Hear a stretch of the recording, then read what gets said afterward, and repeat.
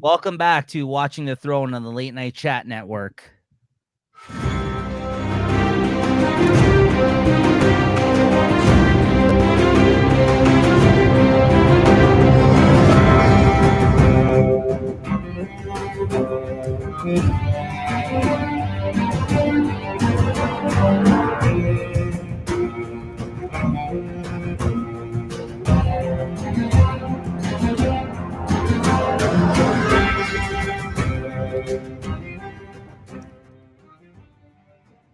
All right, welcome back, everybody. Welcome back, Jay. How's it going, Sir JT? Hey, I'm alive, Mister. Or Mike's just not over there. Why Mister, are you what? such weird fucking looks when you say this? I don't know what the hell you're doing over there. You're off to a great start as always, and welcoming back our guest here, highest Sparrow, aka Christina. How's it going? I'm good. Thanks for having me back. Yeah, Oh, anytime, and yeah, make sure guys to we'll go talk back. about the threats behind screen. Hey, that you threaten Nico. Hey, I think he's better than me on all these fucking episodes. We know you. Well, yeah, I mean, at this point, it's like, Christina's got the open invitation. I don't even know what episode she's coming in on. All of them. No, which we're fine with. Anytime. We're happy to have you. And guys, if you missed Christina's last episode, she actually was just on for the first two episodes actually of this season so far. And it has been quite the season. These are some good ones that we got to that we're going to be talking about here on this episode. And then she's also going to be joining us for the next one as well. So stay tuned. That'll be a lot of fun. Some really great episodes so far in this season. As always, make sure you like and subscribe the video, guys. If it's your first time checking out this show, this is the show where we kind of we're doing a Game of Thrones kind of review, overview, rewatch type of thing, where we kind of have a discussion episode by episode about this. And of course, Christina's representing the super fan out of all of us at this point in time. I'm rewatching the show for the first time. Actually, I've seen it before. This is my first rewatch. And of course, we got the newbie over here. The Virgin. Yeah. Which, yeah. It's his first time actually checking out the show. So yeah, let's ask JT here actually right off the hop instead of our guest here. Christina, we'll get to you in a moment. JT, what did you think of this episode? We're going to be talking, and as I failed to mention at the start, this is episode 43 of Watching the Throne. We're just chugging along here past the halfway mark, and we're discussing Game of Thrones season 5, episode 3 today. High Sparrow. JT, what did you think of this one? Crazy, bro.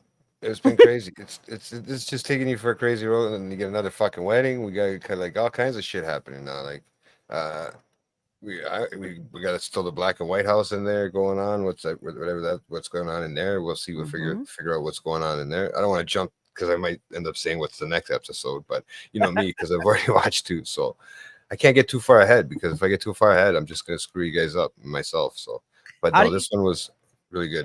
I was gonna say, how are you enjoying the inclusion of like a kind of like more of a religious aspect, like a religious kind of like church and state type of status quo now in the show, right? Which I think is kind of hasn't been as prevalent, like as part of the show up to this point, right? Like, what are you thinking about that storyline kind of building? Because I think with these 2 episodes that we're going to be talking about, of course, this one and the next one that we'll be talking about, they're really kind of delving more into that kind of stuff for the first time, like, right? Like, or like at least more so now.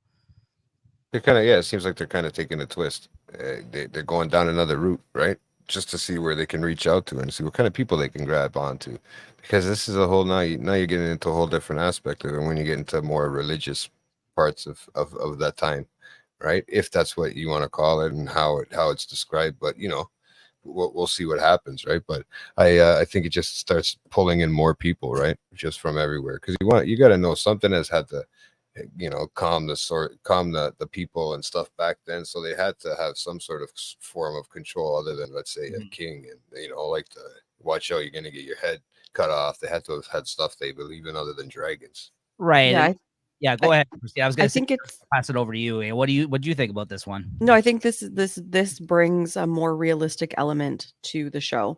Like, I know there's dragons and I know there's all this type of like mythical spiritual stuff, happening that they've alluded to, and in previous episodes and whatnot, but this brings it back, I think, to something more real, because like, that's always been church and state, in our history, human history. So I don't know, I think it's interesting, but and like in religion, still one of the main reasons that wars are fueled by, even to this day, right? Like there's a lot of wars that are happening all the time over religious stuff and beliefs and things like that, and then whether or not, depending how you feel about religion or whatever else, may also kind of play a part in what you think of what's going on right now, right? Of course, there's some extremist type shit happening at this time in like with this religion, or some people may look at it as a cult in this show, right? What's kind of brewing right now, for sure. And again, it's kind of how you feel about those things, or about maybe what's being depicted here in this show, right? Obviously, this is fictional, but like, but with this episode overall, though, are you really liking the direction that it's been going in right now, Christina? Well, like, it's hard to, like, from my perspective, because I know what happens. So like I don't I understand why it happens this way. And I guess now, because we're discussing it, I'm talking about it. Like, I've mentioned this before in previous episodes, but like I've watched the show so many times that even now, watching it for the 6th or 7th time, like, I'm picking up things that I never picked up before. And I think talking about it on this platform makes me think of it differently, or makes me think of it like in a I don't know, just different. So I don't know. It, it is what it is. I don't want to comment too much, because I But you try not to spoil future events. Yeah, no. For sure. But yeah, no, and yeah, I agree with you guys. Overall, I thought this was a really good episode, and I do enjoy this kind of new layer of all this kind of stuff that they're doing with the Sparrows type stuff that's going on right now with the High Sparrow character. With again, I think what's her name, Cersei, the stuff with her that's happening right now is, I think, like a high point for the character, quite frankly. And again, knowing where it's leading, some interesting stuff coming up. But so yeah, without further ado, let's get into the episode here, I guess. And I feel like I'm cheating, if I watch it the first time, and then let's say I have to go back, I want to go back and rewatch it again to enjoy it instead of taking notes. I feel like I'm cheating. I'm not doing like we're saying that we're doing, that I'm only watching it for the first time. So I won't even watch it the second time to see if I missed anything too, right? Like, it's kind of weird. That's fine. I don't care. For it. I Yeah, know, like, but in my head, I feel like I'm cheating it. I'm not watching it for the first time before I watch it over again. Like, because this is weird. This would be the only show that I would watch 2 episodes of the same back to back, if that was the case, right? Yeah, Ever. analyzing it and discussing it a bit more. Yeah, no, for sure. I hear what you're saying, right? But yeah. I feel like I'm cheating on myself. All right. So the episode opens up in Bravos. Arya Stark has been put to work cleaning the main sanctuary of the House of Black and White. She watches as Hagen, what's his name? Jaqen Hagar. Jaqen Hagar. I never say this guy's name. Yeah, Jaqen Hagar assists someone in drinking from the temple's well. She protests to Jaqen that she wants to learn, but he brushes off her discontent.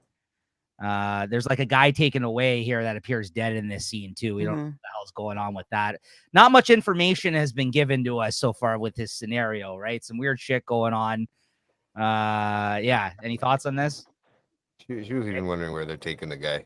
She even asked, like, where they taking the person? But yeah, we kind of see what happens in that later on. But yeah, I'm wondering what's going on with her, because she still wants to know about this man with no faces. I still want to see where that thing's going, because she's just changed her whole life. She's kind of done a whole like 360, or sorry, 180 from what she at least had prior.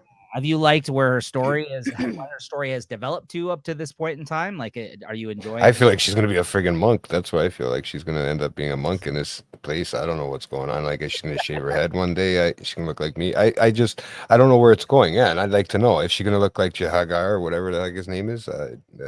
Is she gonna look like him? Is like, because they all do whatever? Yeah, what's his name? I'm not even gonna try to say his name, dude. I'm not Jacqueline. gonna try. Yeah, Jacqueline. Jacqueline. Jacket. Jackin. Jacking. Yeah, I'm jacking my Hagar too. Don't Yeah. worry. Exactly. Just think of that. All right. It's easy for you, Jay.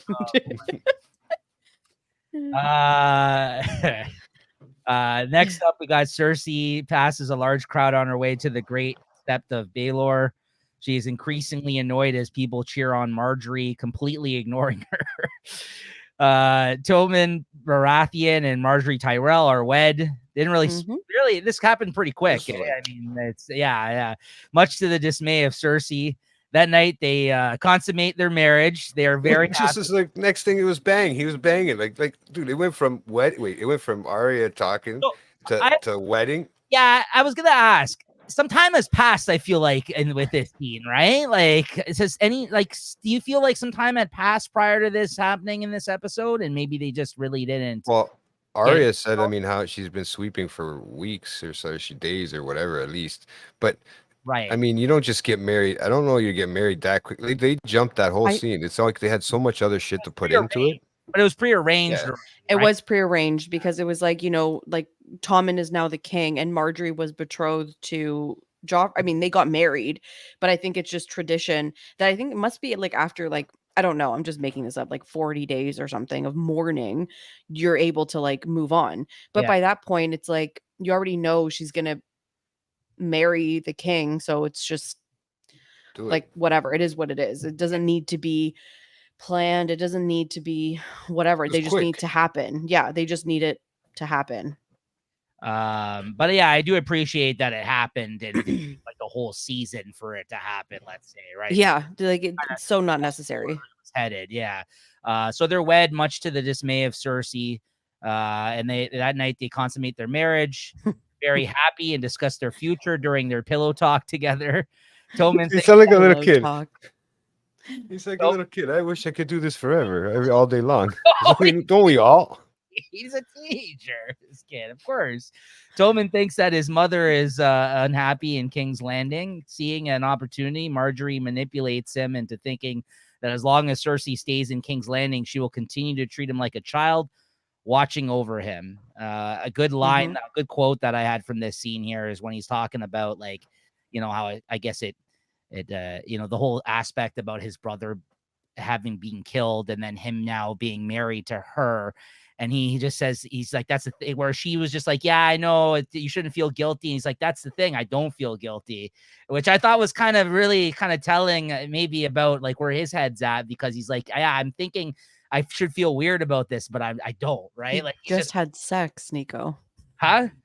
For the first time. Oh, yeah. Of course he's not going to feel bad about it. Like, of course, yeah, he's on cloud 9 right now for sure. But I mean, like, and honestly, like, I'm sure his brother was an asshole to him too. He probably doesn't care in that. Yeah, no. But what a crazy life this would be if you're this kid, though, right? I mean, you're getting swept up in a lot of shit right now. Like, there's a lot of responsibility, hence the the whole heavy is the head that wears the crown type of aspect to this, right? So, what do you think of Tommen as the king now, Christina? This whole thing with him and Marjorie, what do you think of this? He's, I think he has potential. Right. Like, I think he's a soft and kind person. And so he kind of rules that way. I don't think he's ruthless or mean or vindictive yet. He hasn't been. Like, I think that's the other thing. He hasn't been primed for the role. So he just was able to be who he was up until this point. So I don't know. He's just primed right there. Right now he's raring to go. Like he was just, when you're king or when you're next in line, like you're kind of like primed to be that person. Like you have a different set of responsibilities than your other siblings who are more free to be and do whatever they want. And so I think now that he's in this like role, I think now that he's in this role, I don't know, like, and I mean, Marjorie, for all intents and purposes, of course, she has her own agendas, but I think like together, I think like she says when they're there, she's like, I think we'll be very happy together. I believe it. Like, I believe they could be very happy together. I should believe it too. Then that means if you believe it, that means, Yep. Well, to your point about him being more kind-hearted, though, it doesn't certainly help him later on in a scene we'll get into with him in this. He's got to stand up for himself a little bit, I think, and kind of throw his his weight around a little bit now that he's king, right? Because there's another part, at some point here where I think he could have done a little bit more, but he kind of falls in line, kind of like, right? So he's in a weird position, this guy, right? He's kind of got swept up through the ranks very quickly, right? And unfortunately, he hasn't really been primed to be king, right? These guys never stood a chance. I feel like these kids, right? They just were just like, this was just thrown at them, this opportunity, right? So. And obviously, because the family wants that to be the case, right? Like they want to be in positions of power as well, right? So, anyways, the next morning, Tommen and Cersei are out for a walk. Tommen tells his mother that he thinks she should return to Casterly Rock if it'll make her happy, since she used to talk so fondly of it, but Cersei declines. I really liked the quote here. I made a note of that. He's talking about Marjorie to him.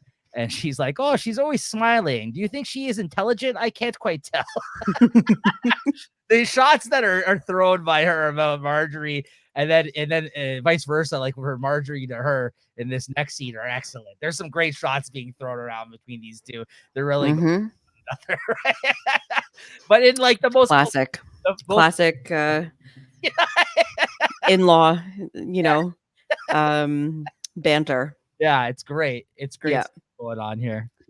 So the next, so suspecting that this is Marjorie's doing, Cersei pays her a visit to find Marjorie busy gloating about her exhausting night with the king. To her girlfriends there. Greeting her mother-in-law, Marjorie is now more confident than ever and subtly rubs her queenship in Cersei's face. Seeing herself losing, Cersei walks away. And again, for going for those quotes for the insults here, I pointed out, I wrote down here, I wish we had some wine for you, but it's a bit early in the day for us. And that whole thing about flaunting that she's having all this sex with her. She's like, oh, I'm sure it's not going to take long for us to have a child or whatever. For you to be a grandmother. And Cersei's like, anything you need to be happy. It was a nice, humbling moment for once to see her kind of fall in line after like all the like torment that it seems like she had to go through already with her, for her to be able to throw that in her face that she's finally queen, right? And of course the whole lush comments about her being drinking in the morning were terrible. I was just like, Jesus Christ. Yeah, that was good. That was epic. Yeah, epic. Hey, what'd you think of this scene? No, I thought it was good. I was just trying to see something on the notes there, but I thought it was. Always, make sure to throw them up if you got any for us. Yeah, there's a lot of. I think I got the wrong one, but yeah. So the it was a good scene altogether, man. Sorry guys, I totally lost. I mean, you could see I totally lost my train of thought. That we're doing, or are you so fucking? No, yeah, because I think the things you sent me, I think were from the next episode. So no, I sent you two. So there should be both in that email. No, actually, it's You're not. opening the wrong one. Okay, they should both be there. Yeah, there you go. Oh, okay. Okay, I just see it now. Let me see if this is right. But yeah, go on. While being served lunch by Reek, Roose Bolton scolds Ramsay on his recent flaying of Lord Serwyn and his family on what was supposed to be a routine tax collection. I guess previous to this, you see Reek there. You see all the bodies hanging and like basically they're so gross. It is pretty kind of cool. So gross. The way they skinned him? No. Yeah. Ramsay points out that he eventually got the taxes, but Roose reminds his son that terror cannot sustain their hold on the North and that they are outnumbered if the other houses rise up in rebellion. With Tywin Lannister's death, the pact between the Lannisters and the Boltons is effectively dead. Roose then declares that the best way to cement Bolton control of the North is through marriage. Dun, dun, dun. Dun, dun, dun. Yeah, exactly. Something here.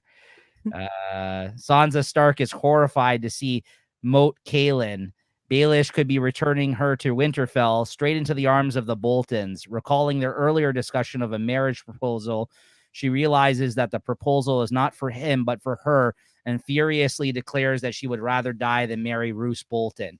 Mhm. Littlefinger corrects her and clarifies that she will be marrying Ramsay Bolton, then calms her down by convincing her that nobody will look for her there and suggests that this is her best opportunity for revenge. She reluctantly ends up agreeing here. And some news in the real world, actually, with Sophie The Turner. real world. Hear about this? Yeah, I didn't want to believe it. Yeah, What? why don't you let us know there? I know what it is, but go ahead, Christina. Why don't you mention what I just read today in the news about Sophie Turner, the girl that plays Sansa. Yeah, so it's been reported that her and her husband Joe Jonas have filed for divorce. The Jonas Brothers, filed for Oh, divorce. you guys make it sound like I thought she fucking passed away or something like that, or she was hung or something. It's almost like a death, Jay. Please. Were you a Hook fan her up, man.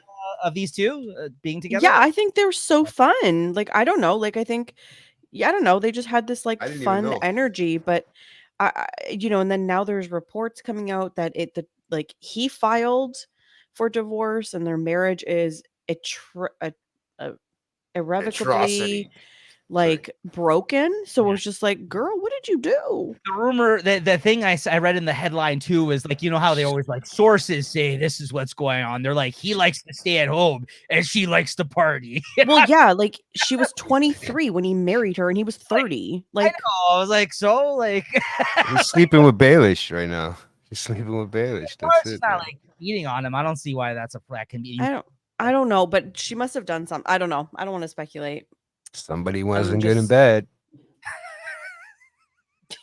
Trouble in Paradise, though, for those Trouble two. in Paradise for sure. Yeah, but yeah, this kind of back to Game of Thrones. Yeah, this kind of sucks for her. Ramsey's fucked. You mean Baelish or? No, I'm saying Ramsey too. On here. Oh yeah. Yeah, but they don't know that yet. Oh. They don't know that. What they're getting Baelish into. is putting it in her head right now, though. That no, they don't know how much of a sadistic fuck he is. Yeah, no, exactly. No. Right. He's just spinning it like, oh, this is the best way for you to he's get finally got his name revenge, back. and Yeah. you're back home, I mean, and la la la la la. You know, like terrible fucking people. Like first, what's his name? Joffrey. Now this guy. You know what I mean?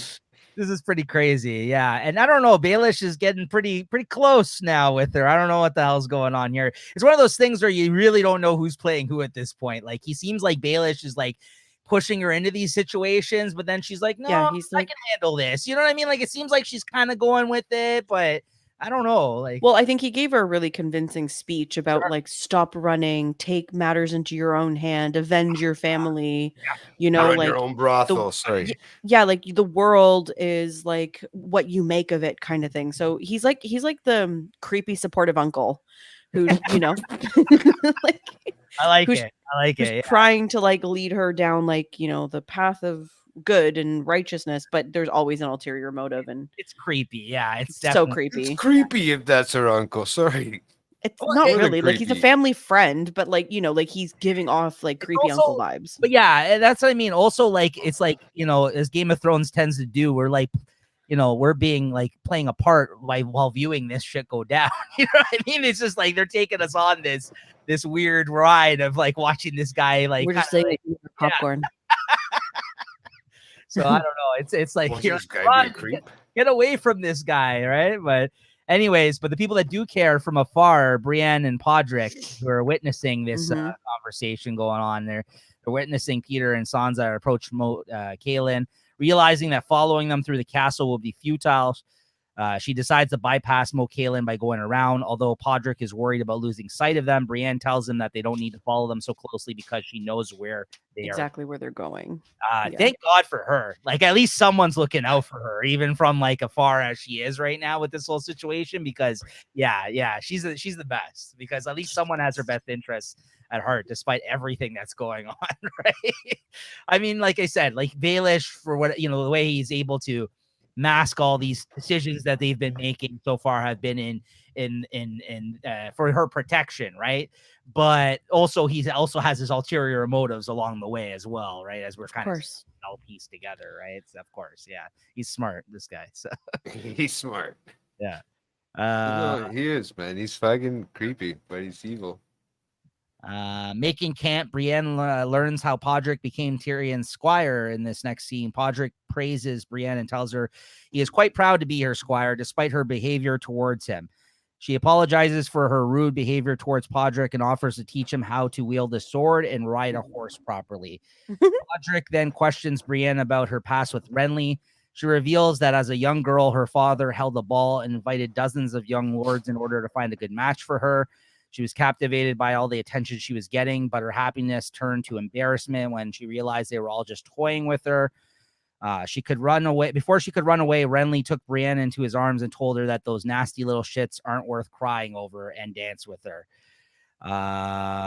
She acknowledges that Renly was only interested in men in this scene, but it didn't stop her from loving him. She says that there is nothing more hateful than failing to protect the ones you love, and intends to avenge Renly by killing Stannis, whom she believes played a role in Renly's murder due to Melisandre's shadow resembling Stannis. Great scene. Really great scene. Yeah, it was actually a nice story that she told. And, she had, she threw out the whole thing about they were calling her Brienne the Beauty. She's like, oh, great joke. Like, she was just like, she was still kind of hurt by it, you can tell, but she was so thankful that despite Renly, like, she even said just that the kindness he showed. It was just, he didn't have to do that. Because Pod's like, oh, well, king's brother, like he didn't around it, right? She's like, I knew he liked men. I'm not an idiot. Like, I mean, I like how because even Pod was like, what he favored though, right? And she's like, I'm not an idiot. Yeah. I like her. I like how she said that in that scene where no, but it was all about more of the act of kindness that she needed in that moment, that he kind of like she said, like he was like a gentleman despite all that. And it's nice. It says a lot, I think, about her character, and it was nice. And his too. Like, I mean, because you wonder what the connection is with all of these characters, because we only see them for such a short time and they have such big impact on the story. But it's like, what happened? Like, what's the backstory? And obviously they're not going to go back or whatever, but it's nice to just throw that in so that you're like, okay, like there's more to him than just what we saw, kind of thing. Because I feel like when we saw him, he was a little bit of like an arrogant prick, a little bit. Like, I mean, very Baratheon, but he was very much like, I don't know, just a little bit of a whiny brat. Yeah, like, I feel, at the time it was just because of the fact that they were fighting for the throne, right? But that's what I mean, right? There's so much, like, this is what I'm like. There's so much more, like, to these characters that have such a great impact and make the show so good. Like, and it's nice that we kind of got that to see that even from a character we didn't get to spend much time with through this scene, through this character, like her just depicting what had happened with that character, right? Yeah, exactly. For sure. Yeah. It was a good scene. Jay, I enjoyed it, man. I wrote, because the story that they tell between each other, right? Like I tried to keep it simple in my notes this time, because I can't pause it for the whole thing to write basically that whole story. But just the way they talk to each other, and they got really deep and emotional. And she's had these talks before. I mean, she's had them with Jamie with their walk, right? Like she's seems to be really kind-hearted, and we know that she's not. No, she's still likes men. It's just that it's the men that don't like her, right? This is what we're basically getting from her storyline, right? But then we've had people like Jamie, though, that now have feelings for her as a result in a certain way. Yeah. Know her though through what they've been through, you know what I mean? Like that whole shared experience I think they had. He definitely has feelings for her. He may not have been able to express as much like in those other scenes, but like it's pretty clear, I think he has feelings. Well, you can show like that love that's come building between even Podrick as a loyal person to her right now, because he's just still wants to go with her regardless, which is nice of him, because I mean he didn't really have to. In that sense, he could have left. Like he's the epitome of like the perfect man. Yeah, but he can like she's gonna have to protect him. He can lay it down. He's sensitive. Yeah, he's gentle. And now she's gonna teach him how to fight, right? Yeah. So what more do you want? Sign me up. He's gonna have it all. Don't tell my husband. You're a fan of Podrick like that, eh? Wow. No, I got one pretty close. And they're probably gonna kill him now, sooner or later. Now that I said that, right? So let's not talk about it no more. I mean, he seems to be nice. Don't fall in love with him, Jay, because everyone you like ends up dead. No, I like break up with the Jonah brothers. It's a good pairing. So Stannis Baratheon tries unsuccessfully to convince the new Lord Commander of the Night's Watch, Jon Snow, now to accept his offer of legitimization. Jon declines Stannis's offer and reiterates that his place is with the Night's Watch. He also reiterates the Night's Watch neutrality in the affairs of the Seven Kingdoms and asks Stannis when he plans to leave. Castle Black's stores are insufficient to feed the Night's Watch, his army, and the wildling prisoners. He confirms that his army will leave soon to confront the Boltons at Winterfell before the winter snow traps them at the wall. He leaves the fate of the wildling prisoners in Jon's hands, allowing Jon to decide whether to execute them or to see if Tormund is more than willing to negotiate than Mance. When Stannis suggests appointing Alistair Thorne as the new commander of East Watch by the Sea, Jon retorts that it is better to have your enemies close by than far away. He didn't have that many enemies, did he? Jon, I mean, Alistair was rooting against him the whole time before he was because he didn't want him to become Lord Commander, right? That was because of his association with the wildlings. It's like a whole yeah. I'd rather have those crazy fuckers on my side, anyways. Yeah, well, as Davos throw them out to the wolves, right? When something happens, right? As Davos prepares to leave with his liege, he invites Jon to ponder on the second to last stanza on the Night's Watch oath. I am the shield that guards the realms of men. He also assures Jon that Stannis' leadership advice is offered because the king has taken a liking to him. So he kind of points out this fact. He's like, listen, he doesn't just give this advice to everybody, like, by the way, and he actually respect, there's like a mutual respect going on, I feel like, between these two right now. And obviously Stannis approves of him being in Lord Commander of the Night's Watch now, right? So was it Davos that just said to, was it Davos or Stannis that said to him after that as long as the Boltons rule the North is going to suffer, right? So he's telling Jon to, so I don't know. Yeah, there's more to this than just your oath, right? Like there's a bigger story here. He's gonna end up fighting his sister one day, if she has to go end up there, you know what I mean? It's gonna be weird. This is where I'm wondering where it's all starting to slowly, because you know how their family is weird. It's kind of slowly coming back together, close, right? Well, that's I don't know where they're gonna meet and how they're gonna meet or nothing yet. I'm waiting, and I'm trying to put it together in my head. Well, again, interesting too, because it's interesting too, because like he states in this scene, it's hard for him to, like, even though like he believes him to be the king and they'll fall under his rule, like he has nothing against Stannis in that regard, and like for him to take back the North for them and everything else, but at the same, and the fact that he's part of that family, but he also there is the neutrality of him being with the Night's Watch. He can't choose sides to be on in this, and that's that's the whole point of that scene. Well, that's showing that he's really loyal to what his cause, like, period, because he pledged that oath, so he knows that he took that oath, and if he steps back from that oath, he just looked like a little pussy even back then, in mentality wise, and the way that people look at you. And if you want to be a ruler and you step back from something, are they going to listen to you? Because you know what I mean? I'm trying to think like a king. No, but to your point, now that he's me, it's gonna be King JT soon, not sir. Okay, Your Highness. Right, but to your point, Jay, about that, Jay, King JT. Yes. No, you're right though. But as we've learned, this guy does whatever he feels is right in any situation. Unfortunately, now he is in a position of being Lord Commander of the Night's Watch. He can no longer always choose what he wants to do, or will he? And if he does, then I think he's in for some trouble in terms of his new position, right? So, of course, he's gonna, like, if he becomes the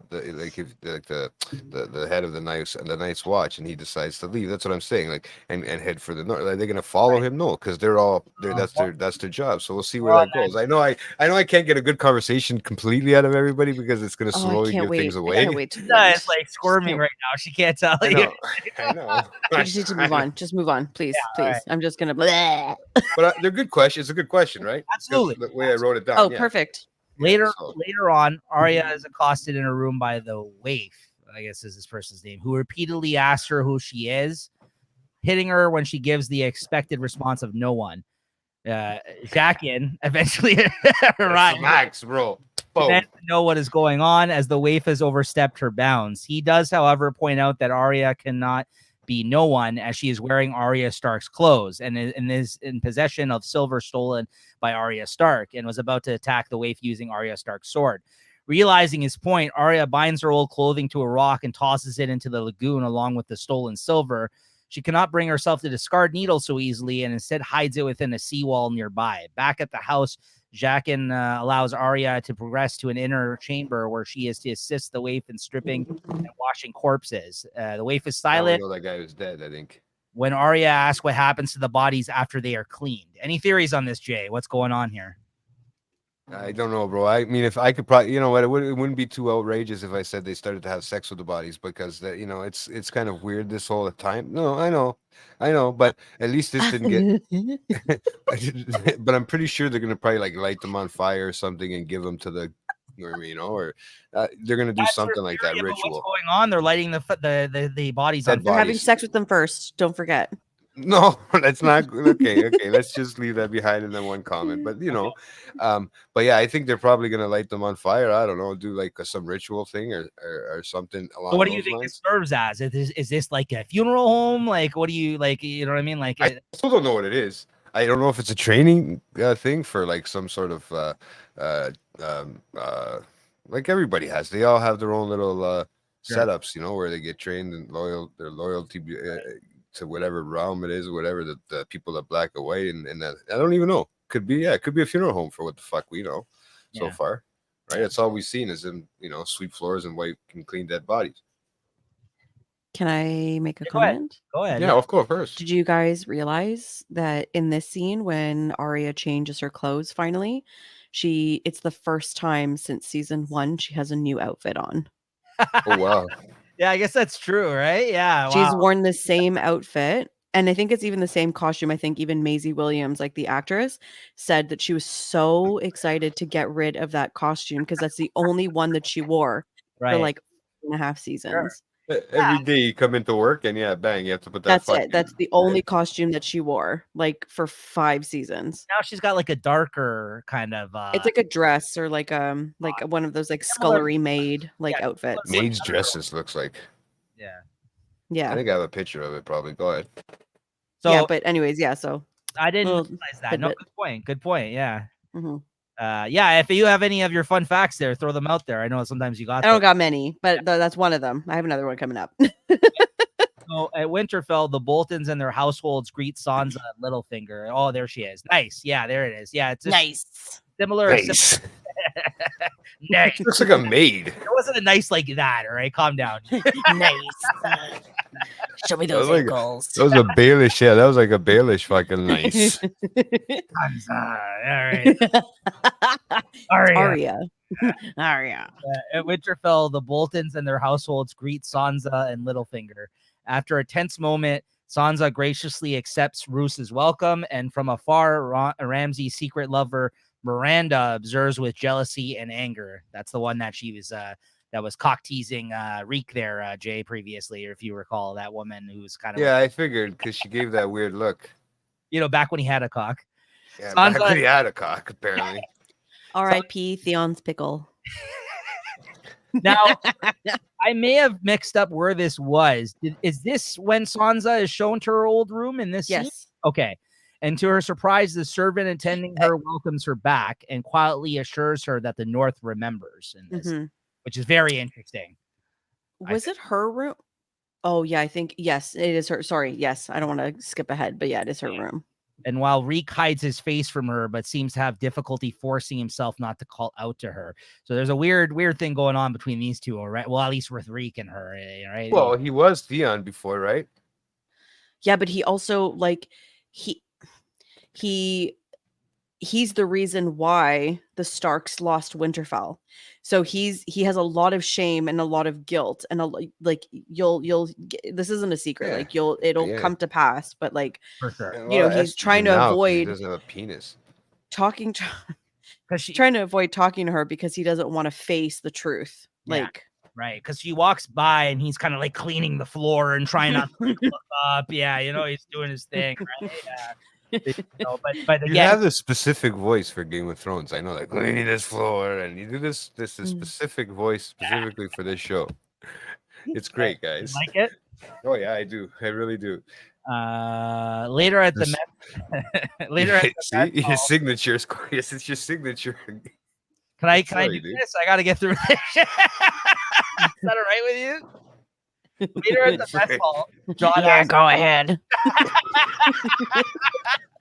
oh, I didn't notice this. Thanks a lot. Now I got my Baelish voice going, guys. Jesus. Right. Sorry. Later at the mess hall, John asks Sam. Maybe it's just my reading voice. John asks Sam about Maester Amid and has learned his health isn't good and that he has trusted his care in Sam's hands. John begins assigning roles to members of the Watch. He assigns one brother to oversee the digging of a new latrine pit to accommodate the wildling prisoners. He jokes that it seems like a good job for a ginger. Snow also shows respect to Sir Alistair Thorne by appointing him on the new First Ranger, commending his experience. Finally, Lord Commander Snow assigns Janos Slint with the task of restoring and manning the abandoned Castle Greyguard. He refuses John not once, but 3 times in this scene, even after it's clarified to be an order and not an offer. Bold fucking move on this guy's part after everything that happened with him, eh? Like, He was not convinced that John was gonna follow through on like anything. Like he was so like eat shit. Like yeah. no, I don't. I mean, listen, this guy, he hid during the last battle. I don't think he should be fucking disagreeing with any order given at this point. Like, it was revealed that he was hiding, right? Like, it's pretty terrible. But anyways, yeah, you're not once, not twice, but thrice. He fucking's like, fuck you. Right? So it's terrible. Mhm. It's pretty fucked up that he, and like, you know, and it's interesting too what happens here. Because even after it's clarified to be an order, not an offer, and being warned that he's disobeying a direct order, he tells John that he can take his order and shove it up his bastard arse.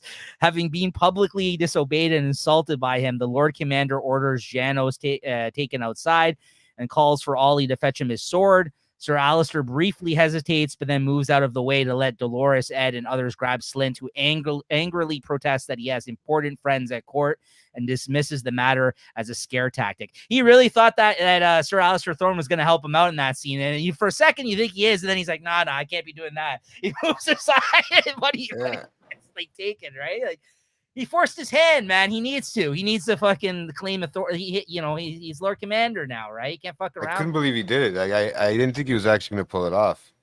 Well, right? Yeah, I think it's a nod to like, you know, the teachings of of Ned, right? Like Ned said, you know, like if you cast the punishment, you have to cast the oh god, I can't believe you I'm have to accept something, right? yeah, if you say like this is it, if you say the words, if you are gonna go through with it, you better just do it. Like just go through with it because you'll gain respect of the people and you'll keep things in line. Like you can't play with like things like that because then it's like you do it once and you're just gonna get walked all over. Like so. Yeah, so keeping that in mind, I do have a question after this next scene for you guys. Mhm. John has Janos dragged out into the courtyard where, obedient to the laws of his father, Eddard Stark, as you mentioned, the man who passes the sentence must swing the sword. He prepares to publicly behead him for treason. Slint's bluster is lost, and the man who prepares to publicly behead him for treason. Slint's bluster is lost, and the man who once took a baby girl from her mother's arms and killed her starts crying and begging for mercy, saying he will do whatever John asks and that he has always been afraid. John hesitates for a moment, but then executes the cowardly former commander of the city Watch with a single swing of Longclaw, incidentally exacting small justice on one of the men who betrayed his own father to his death and murdered Robert Baratheon's children, which I actually forgotten about those things that this guy played a part in. Oh my god, really? I didn't even oh wow. Yeah, because if you recall, this guy apparently, at least this is from the notes that I pulled here, he played a part in these other events, and actually, so I guess this moment meant a lot more, and then him just insulting him in that moment as well, right? So that's that's here. I'm like, yeah, I guess that's true. But from across the courtyard, Stannis Baratheon sees John behead him for refusing his orders and slightly nods in approval. Now, my question to you guys, even knowing that now as well, do you think this was out of character for John? This is where he was sitting, right? He's like, they had him there, and he just Do you? No, I don't think it is. I don't think I it don't know is yet. because he's completely loyal to his word. So he hasn't Okay. shown anybody like any reason as to why he wouldn't maintain that loyalty. And so, like, to himself, first and foremost, but then also to his word. And so, if he's going to, he gave this man 3 chances to back down, and this guy did not back down. So now he has to act. Now he's a young leader. He's coming into his power. He has, like, all the experiences from watching Ned, be a great leader. And so yeah, I don't think this was. I think this is totally in character. Because one could argue that Stannis's kind of presence, let's say, in this moment, as he's even like kind of nodding from across the way, or even though he's got it in his head that he's got to take responsibility for obviously Ned saying that he has to be the one to swing the sword because he's the one that declared that on that guy, right? Like all that. Yes. And despite this guy being a piece of garbage, like and disrespecting him in front of everybody, I agree with what you said earlier. He kind of forced his hand. He had to, right? So I guess Yeah. it's not uncharacteristic because it's something that he had to do. But like, I think you could argue like Stannis's presence there maybe because there was like an approval after he kind of did it too, right? Like I don't know. I could see someone also thinking that maybe Stannis kind of helped guide his decision in this aspect as well. No, you don't think so? Okay. I don't think so. Like, I mean, and again, like I said earlier, this is the first time I'm really watching this with like an objective perspective for discussion. Right. So like, I've never thought of it like that, and I've never thought of it like what I know what happened, I know the story, I know these characters, but like, no, I really don't. I think this was completely John, and I think this was completely His warranted, character? and I think this is totally him. Like, because Stannis being there, he doesn't care that Stannis is there. He's like, I'm going to make my own choices. I'm going to do my own thing. I respect you as a king, or I respect you as a leader. But like, no, because this had nothing to do with, He's I already don't think proven it, that to Stannis and saying that I'll do. He yeah, said I he's don't know. loyal, so I That's don't what know I if it say. had to do with No. loyal. For the with record, him. I agree with exactly what you're saying, Christina. I just for the sake of argument, I kind of threw Yeah. that, right? But I agree with what your stance is on it as well. Because I think some people could think like this was out of character for John, maybe his decision to do They that. don't know John. Yeah, well, there you go. They know nothing. And I also just looked it up. Nice one. I also just looked it up. If you look up Janos Slit in season 1, yeah, he wasn't part of the Night's Watch at that time. I forgot that. Like he actually was part of that stuff that was going on in King's Landing. There's some quotes between him and Tywin from season 1, actually.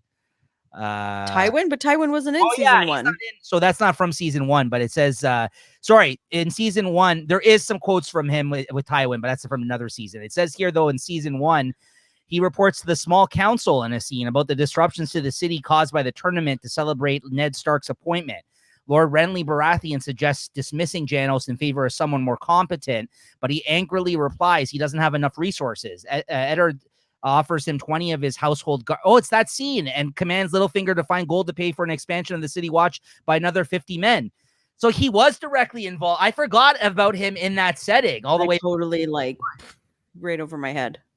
So really, it's funny that this came to pass, that he actually killed this guy, and he doesn't even know about all that shit that he was directly involved with. No, John didn't know because he had no. Yeah. I gotta give credit to this Game of Thrones wiki, where I pulled the notes from on that one, because I did not even realize that. So yeah, very cool, very cool. So there's a connection there. Everything came to pass. For he was involved in his own father's death and Ned Stark's, and he murdered Robert Baratheon's children. Right, I guess they were going around trying to murdering all the bastards so that nobody could claim. So yeah, he deserved it. Yeah. And Littlefinger. Good for him. In Littlefinger's brothel, the Sparrows attack the High Septon as he engages the services of prostitutes dressed as the Seven. You can't even have fun with prostitutes in those times. Like, what the fuck, bro? Listen, he is forced to walk naked through the streets while the Sparrows proclaim him a sinner. Angered by the humiliation, he wants the small council to arrest the Sparrows and execute their leader.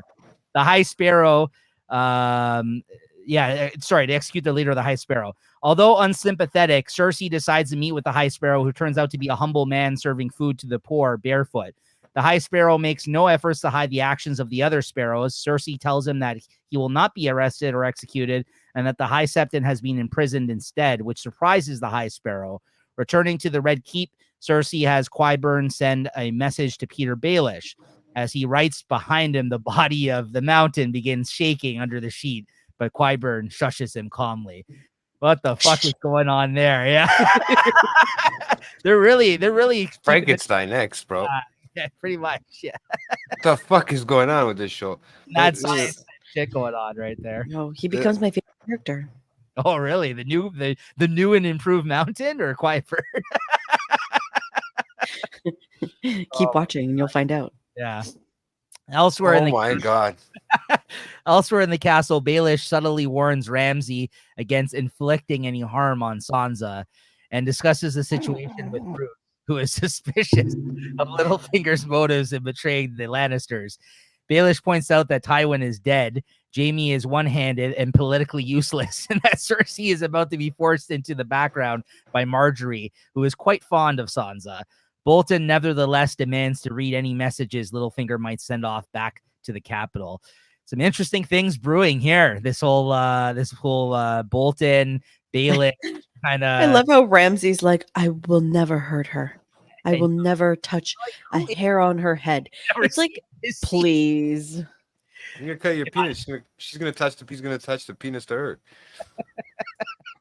I don't know where this show goes. We don't know yet, man. I have no fucking clue, man. This show is just throwing a leaf for a loop everywhere.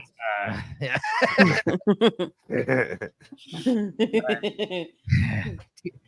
All right. So finally, we get some scenes with my boy Tyrion here. Tyrion and Varys finally arrive at Volantis. About time. Sick of the carriage they've been riding in, Tyrion again dismisses the dangers and insists they leave to explore. While walking through a market, Varys explains the meaning of the various tattoos Volantine slaves must sport. Is this where he was from originally, Varys? Because remember how he talked about being from somewhere else? Is that why he knows so much about this part of I think there was a lot of eunuchs there, and there's a lot of different people there. Is that he might have been there when he was mutilated with that priest that he smuggled back? Yeah. I think this is like, I think he's from that neck of the woods. What the fuck was he? Wizard? Magician or the wizard or whatever he was. Yeah. Okay. Yeah, I don't remember. I think so, though, right? I think so. He comes from this part of the world for sure. But where did he originate here? I don't remember. Yeah. Varys nearly loses Tyrion, but finds him observing the sermon of a red priestess. Tyrion says he is curious since Thoros of Myr was the only red priest in King's Landing. The red priestess in High Valyrian tells a tale of how she was once a slave herself. Like another red priestess, she preaches of a prophesied savior, a dragon queen. Tyrion then gets creeped out when the priestess halts in her sermon and stares directly into his eyes. That's crazy. She caught him right out of nowhere. There's also some more talk about grayscale in this scene as well. Stone men, as they're referred to. So like you're seeing more and more talk, I think, in these episodes this season about grayscale and the fact that you can turn into these stone men and other shit. So, just things that like have been alluded to before, but now they're getting more into detail with. So Tyrion next leads Varys to a brothel, catching the sight of a. Let's go get a brothel. He even said it too, bro. He's been in a fucking carriage for how long? He needs some good old fashioned loving, man. That's where he's going. Some good old loving. Catching sight of a prostitute dressed as Daenerys, Varys tells Tyrion that a woman who inspires both sermons and horrors is probably worth meeting. Tyrion flirts with a dark-haired prostitute, but when she finally agrees to service him, he finds that he can't bring himself to hook up with her. He then goes to urinate off the side of the bridge, with Varys losing sight of him. As Tyrion finishes, he is abducted by Jorah Mormont, who declares that he is taking him to the Queen. A couple of things, though, that I liked from this scene, quotes here. When he shows up to the brothel, a man rubs his head. He's like, it's good luck to rub a dwarf's head. He's like, it's even better luck to suck a dwarf's cock. Yeah, actually, that was a good one, man. And then the guy looks at it, and he just looks back at it. Oh, dude, that was killer, man. Yeah, good. I was shocked to see Jorah there, though. Oh yeah, well he was drinking his what was it, his you know his all the shit that he has nowhere else to go now, right? He's been fucking Just exiled, looking at he's a brothel. That's what he is. He's trying to stay undercover. and he's looking at the prostitutes that look like Daenerys, right? There's something wrong with him. He's fucking sick. I like Tyrion's quote here too when he can't hook up with the prostitutes because it seems like he may have lost his love as a result of everything that happened with him killing Lachey, right? Yeah. He's like, I hope it passes. What will I do in my spare time? That's all the time. Yeah, I know. He's fucked, bro. If he's gonna be like screwed if he can't do it. No one is more surprised than I. He was shocked, bro. Yeah, he had no idea. He's like trying to double down. He's like, oh, I don't know what's happening to me. Maybe because he's been drinking wine for the last fucking 2 weeks or whatever. It's been nonstop, right? Since he's I been don't think in it's the ever box. stopped him before. No, it's the Shay stuff that's taking a toll on him. Now he can't. Yeah, it's not. Yeah, I guess because he was in love. It's just so honest when he says that. He's like, I don't know what I'll do with all my spare time if I can't, spend it in brothels. Any thoughts on this? The Jorah Mormont abduction, Jay? Well, it was kind of funny because he also said too. He goes, "It's funny. I'm on my way there anyways." Right? So they just stopped. I knew that they were going.